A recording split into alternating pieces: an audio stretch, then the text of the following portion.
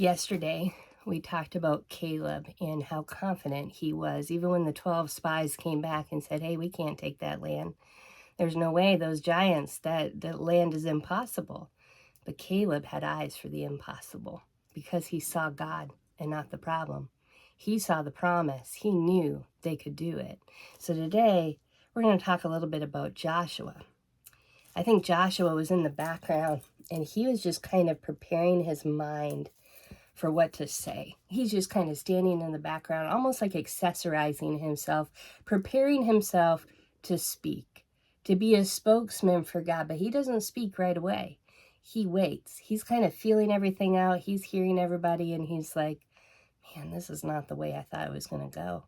And when I went in and I saw the land, it was a good land, and it's time, and I feel it. I sense it. It is time to go. We pick these grapes to remember that God is good. This land is good. Let's go. He was just kind of accessorizing himself, getting ready to get them amped up. And I love it because it's like in the quietness, he didn't allow their voices to affect him.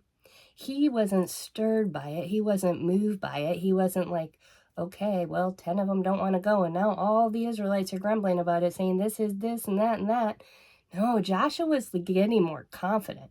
In his quietness, something was stirring, and he was becoming more confident in who God is and what he wanted to do.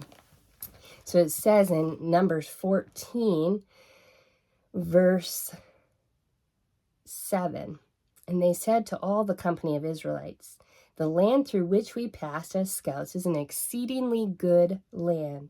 If the Lord delights in us, then he will bring us into the land and give it to us, a land flowing with milk and honey. Only do not rebel against the Lord, neither fear the people of the land, for they are bread for us. Their defense and the shadow of protection is removed from over them. But the Lord is with us. Fear them not. Oh, I love it. Caleb is so strong in his faith. Joshua is so strong in his faith, and he's like, listen, guys, let's get clothed for battle. Let's accessorize. Let's put on the armor. Let's go fight this. We've got this. God has got us. Like, this land is ours. It is a land flowing with milk and honey, guys. We don't want to miss it. We don't want to stay back in this, whatever this is. Let's move forward. And I just love that he is like, but we have to delight ourselves in the Lord. Our confidence has to be in him. Our eyes have to be on him. If we keep looking at the problem, guys, we're going to go into that land and we will be defeated because our eyes aren't on the right thing. My eyes have to be on God. It's not the land that's the problem. It's the eyes that are a problem.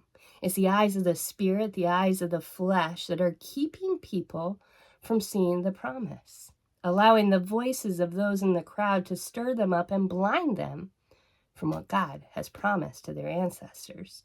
Generation upon generation heard, this land is yours. Now, not every generation was told it's time to go possess it, but this generation was told it's time to go in. It's time to go get this land. Well, why was this such a big deal?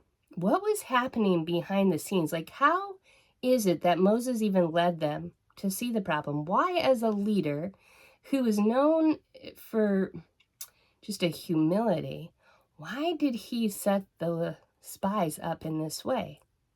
Let's discover that tomorrow. Let's talk a little bit about that tomorrow, because there's always something behind the scenes that we can't see, but God sees it and he knows it. And so let's talk about what set Moses up to speak the way he did to the 12 spies, which caused the 10 spies to come back in and get the Israelites' eyes on the problem, not the promise. And only Caleb and Joshua stood up and said, no, this land is ours. Let's go. What was it? We'll take a look at that tomorrow.